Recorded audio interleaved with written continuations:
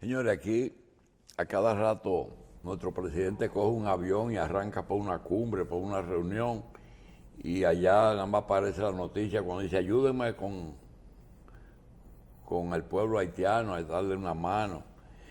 Doctor, ¿qué se llevó a cabo en Europa, en Bruselas hoy? Una cumbre se está celebrando, hoy termina, entre la Unión Europea y la CELAC.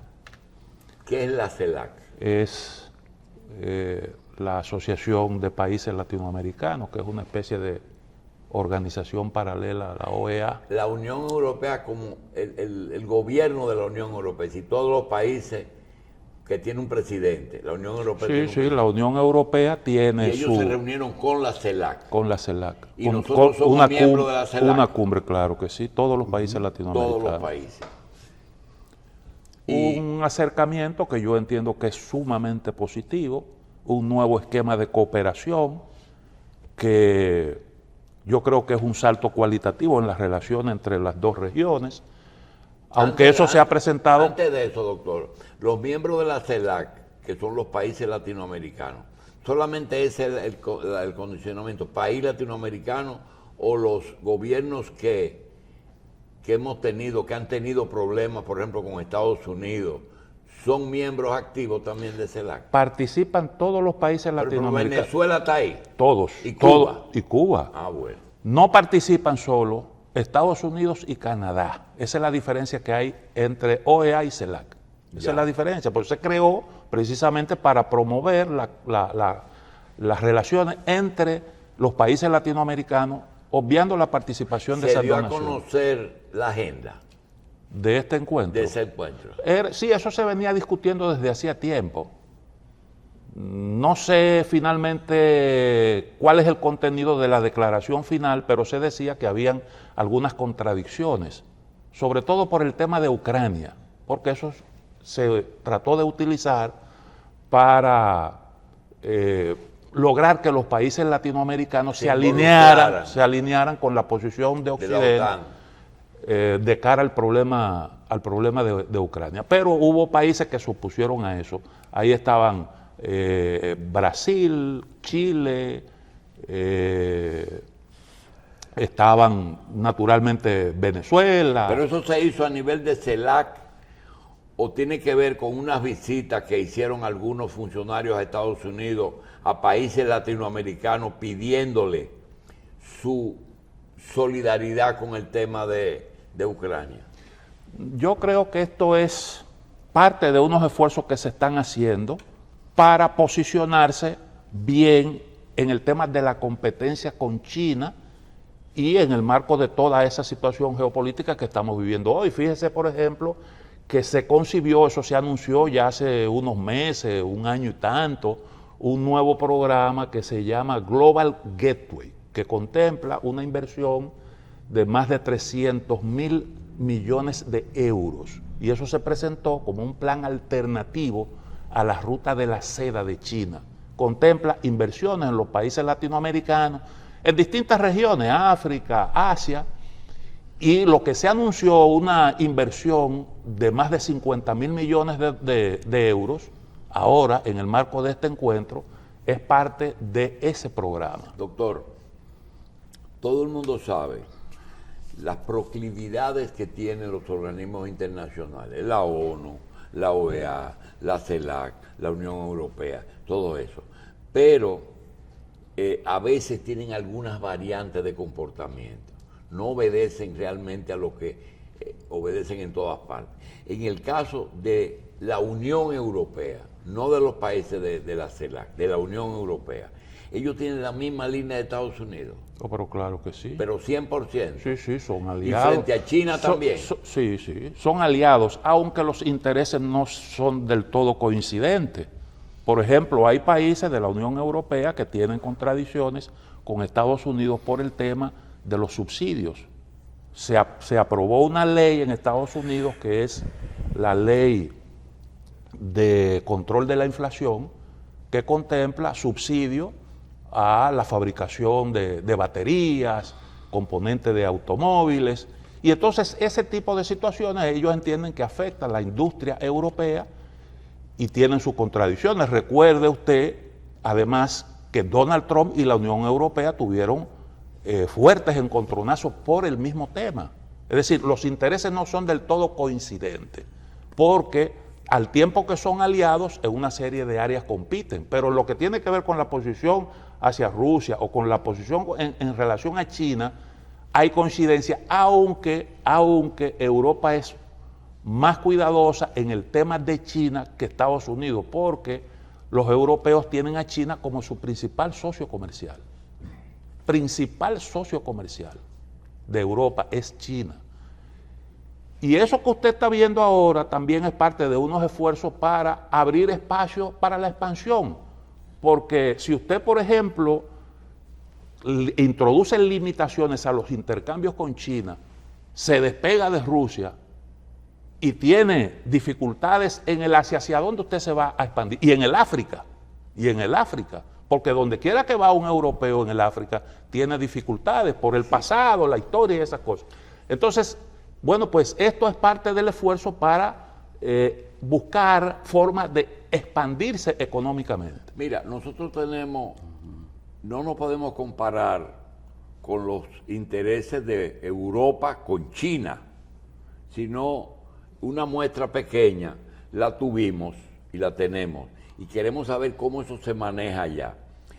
Hay decisiones de que nada estratégico y de mucho volumen se debe hacer con China, pero resulta que Europa se fue muy lejos y Europa se dice que tiene más negocio con China que con Estados Unidos.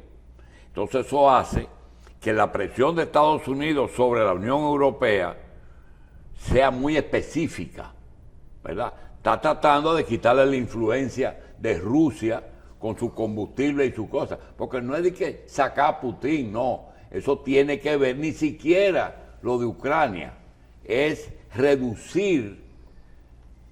Por ejemplo, Alemania dependía mucho de Rusia. Entonces, aquí tuvimos una muestra muy clara. Llega al poder este gobierno y declara públicamente que China no va a estar en áreas estratégicas y especificó cuáles eran. Inclusive se excluyó Manzanillo, Montecristi, pero ellos no se quedaron tranquilos. Ellos promovieron una planta eléctrica en Manzanillo y promovieron un pequeño préstamo para los alrededores de ese proyecto de acceso. Y si es cierto que quitaron el puerto, suspendieron los programas que tenía Danilo Medina cuando fue con los empresarios, pero al 911 lo están ayudando sin muchas cosas. Hay una población ahora, creo que visitó el embajador o el encargado de la embajada, una pequeña población que van a dar pequeñas ayudas, que Estados Unidos no se está metiendo en eso, porque hay cosas que si ellos la prohíben, tienen que sustituirlo, ¿verdad? Y yo lo que quiero saber es hasta dónde Estados Unidos puede desmontar esas relaciones comerciales. Que, mira, Italia llegó a un punto en que parte de la economía italiana tenía que ver mucho con China. Eso que usted está diciendo es 100% correcto.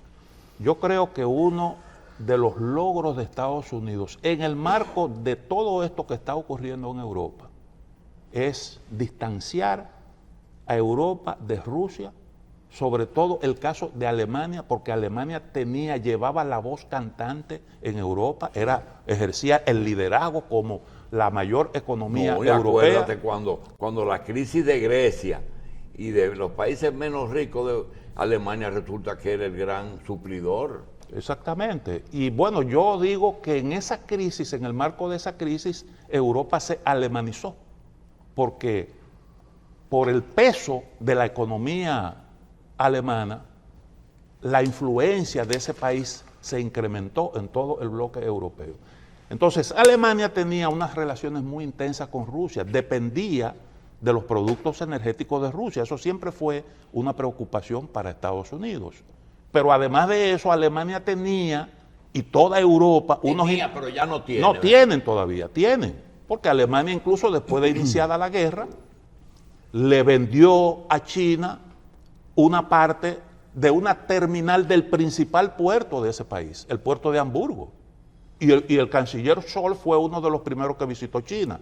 ¿Por qué? Bueno, porque económicamente es difícil usted despegarse de Rusia y al mismo tiempo hacer lo propio con China. Y por lo que has leído, ¿la guerra de Ucrania es un producto de ese problema o ese problema fue lo que creó la guerra de Ucrania? En gran medida eso fue lo que determinó la conducta de Estados Unidos con respecto a Rusia. Porque ese era un problema que estaba planteando Rusia y que tenía su sentido. Bueno, ven acá, vamos a sentarnos a discutir las reglas de seguridad porque resulta que tú me estás llenando el entorno mío de bases militares, pero además de eso quieres meter a Ucrania y Ucrania está ahí mismo cerquita. Ucrania es a Rusia algo parecido a lo que es Cuba a Estados Unidos. Tú no me puedes poner ahí una base militar en Cuba porque yo no voy a aceptar eso, o en México. Y entonces, ¿cuál es el interés? Provocar precisamente eso. Se distanció a Europa de Rusia y al mismo tiempo se están introduciendo paulatinamente algunas medidas que limitan los intercambios con China, porque como usted observó, habían ya algunos países, como Italia, usted lo mencionó, sí, que estaban dentro de la ruta de la seda. Alemania prácticamente estaba también dentro de ese proyecto. Y entonces usted tiene dependencia económica de Rusia, de los recursos energéticos de Rusia, por un lado, sí, y una dependencia económica de China, un intercambio creciente, y eso iba a terminar aislando a Estados Unidos. Eso ya cambió. Alemania perdió el liderazgo de la Unión Europea. Eso es así, perdió el liderazgo de la Unión Europea. Entonces Alemania perdió ese liderazgo por la guerra. Claro, porque ahora mismo usted tiene, por ejemplo, dentro de la Unión Europea una serie de países pequeños que tienen una influencia enorme. El caso de Polonia o el caso de los países bálticos. ¿Y eso sustituyeron a Alemania? Yo no digo que, porque Alemania sigue siendo la principal economía, sí, pero desde el punto de vista político ya no tiene el peso, su liderazgo no es tan grande como el que... Y ese liderazgo baja por la forma que se está manejando el nuevo gobierno y se mantenía por la forma en que la Merkel usaba la cosa, o tenía que ver. Lo que pasa es que Merkel supo siempre manejar los intereses de Alemania y de la Unión Europea, sus intereses nacionales.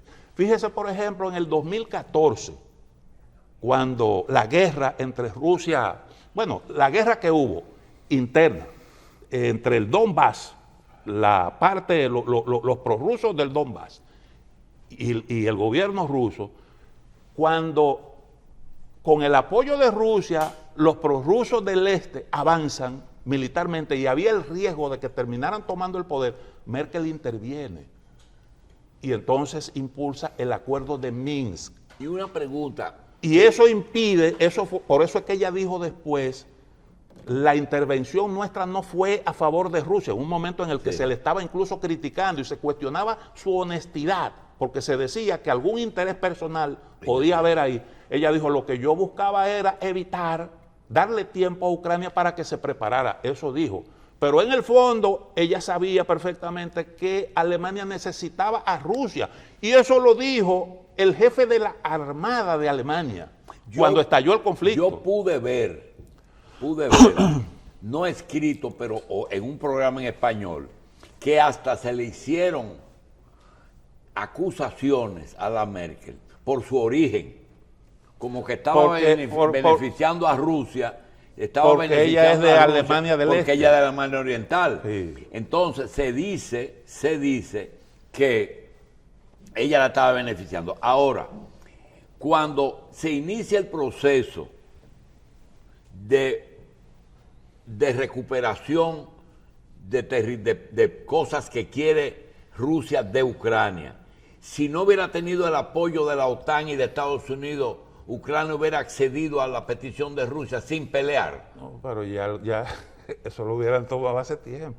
Eso lo hubieran tomado militarmente hace tiempo. No, pero yo me refiero. Lo que pasa es, mire, siempre, los ucranianos siempre, o trataron, los primeros gobiernos ucranianos trataron de sortear esa situación particular en la que ellos se encontraban. Por una parte, siempre fueron, valga la repetición de la palabra, parte del sector de la influencia de Rusia. Siempre fueron parte de esa zona. Y por el otro lado había un interés de Occidente de sacar a Ucrania de ahí por la importancia estratégica. Y ellos siempre se manejaron. Tenían buenas relaciones con Rusia. Rusia le daba gas a precio rebajado. Le pagaban por Ucrania, por Crimea, perdón, porque ellos tenían rentado ese espacio, le vendían energía eléctrica y además de eso Rusia era el principal mercado de los productos de exportación de Ucrania. Y entonces ellos manejaban eso y trataban de conseguir, de tener buenas relaciones también con Occidente, pero cuando llegó Zelensky, eso cambió totalmente. ¿Y por qué Putin quiso más de Ucrania? No es que yo no creo que quisiera más. Simple y llanamente lo que le interesaba era evitar la expansión de Occidente hacia esa zona, la incorporación, la incorporación a la OTAN. Ahora yo digo que como consecuencia de todo esto, Estados Unidos ha tenido una gran ganancia. Dicen que ya los objetivos estratégicos están alcanzados. Eso que usted señalaba. Separar a la Unión Europea de Rusia y China. Y además de eso, revitalizar la OTAN, porque como dijo Macron en un momento determinado, eso padecía de muerte cerebral. Y el propio Trump llegó a decir, si ustedes quieren seguridad, paguen por eso. Nosotros no vamos a asumir el costo de todo esto. Ok, tú no eres adivino, pero el documento final de lo que termina hoy en Europa, ¿por dónde tú lo esperas? Bueno, yo creo, ahí dicen que una referencia a lo de Ucrania, en donde se habla de la necesidad de buscar una solución negociada al conflicto, y por el otro lado, la necesidad de estrechar los lazos entre las dos regiones. Eso es lo que se ha estado discutiendo, y bueno, se han anunciado ya algunos planes de inversión de manera específica. No conozco en República Dominicana por dónde viene eso, pero se dice que ya hay acuerdo en ese sentido. Sí se anunció lo que viene con respecto a Costa Rica, Brasil y otras naciones, proyectos de inversión específicos. Y eso yo creo que es un paso positivo, aunque tiene un interés geopolítico evidente, pero es un cambio en la diplomacia europea, porque tú no puedes estar promoviendo los intercambios o hacer depender las relaciones entre los países sobre la base de que tú me pides a mí que haga sacrificio, que sacrifique mis intereses nacionales. Es decir, yo te ofrezco aquí una alternativa. Yo no quiero, me opongo a la expansión de China hacia América Latina, pero yo tengo que tener una propuesta. Y ahí usted tiene una alternativa. Porque, ¿qué es lo que hace China? Invierte, compra, presta. Y eso es una forma muy pragmática de usted promover relaciones. Sí, pero son muy inteligentes, porque fíjate, cuando ellos ven que ya es inminente el que le saquen los negocios estratégicos de aquí, ellos no se amilan, se ponen a trabajar en los negocios pequeños. Ayudamos en el 911, ayudamos a una población. Es decir, ellos son menos radicales que otros, ¿verdad? Sí, claro.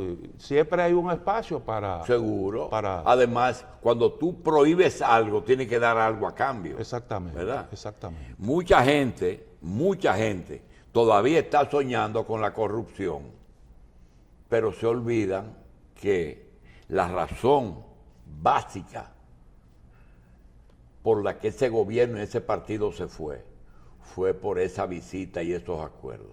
Pero eso nada más se dice aquí, ¿verdad? Pero yo creo, independientemente de todo, que ese fue un paso positivo. A República Dominicana le conviene diversificar las Sobre relaciones todo, de dónde vamos a buscar las y cosas. manejarse inteligentemente cuando hay esta competencia. A nosotros nos conviene eso, nos conviene la competencia y nos conviene que el poder se reparta de forma tal que nosotros, bueno, pues tenemos un mayor espacio para manejarnos. Lo que nosotros queremos es que veamos lo que ocurre. Esa señora que va y se sienta en el Parque Colón, una funcionaria de Estados Unidos, y dice, 2 millones de dominicanos mandan remesa. ¿Cómo quiere que se lo diga? Nosotros claro. somos dependientes y que no soñemos, ¿verdad? No, eso es así, es un mercado de exportación Seguro. importante para Dominicana, Pero las remesas, queremos- las inversiones, todo eso cuenta. Bueno, Y señores, eso da poder, da influencia, indiscutiblemente, es así. vamos a una pausa.